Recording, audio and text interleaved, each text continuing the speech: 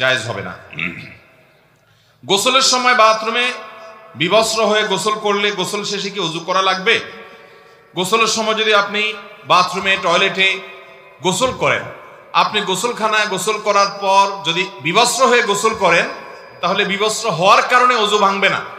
গোসল যদি সুন্নাহসম্মত গোসল করেন, ওই যে কুলি, নাকে পানি, মুখ ধুয়ে হাত ধুয়ে মাথা মাসে করে এরপরে গোসল করেছেন, এবং আপনি গোসল করে কাপড় চেঞ্জ করতে গিয়ে যদি আপনার বিবস্ত্র হয়ে যেতে হয়, তাহলে সেই বিবস্ত্র হয়ে যাওয়ার কারণে আপনার ওযু ছুটে যাবে না, কারণ সতর উন্মুক্ত হয়ে গেলে ওযু ভাঙে না। তবে একান্ত নিরুপায় না হওয়া ছাড়া আপনার যেমনি সেমনি বিবস্ত্র হয়ে গোসলখানায় গোসল করা পুরো সময় ধরে, এটা অনুত্তম এবং অনুচিত কাজ, কিন্তু এর কারণে বড় গুনাহ হবে না।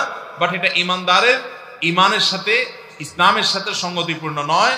আল্লাহ তাআলা প্রতি অন্তত লাজ লজ্জা থাকা উচিত, সেই জায়গা থেকে এটা না করা ভালো।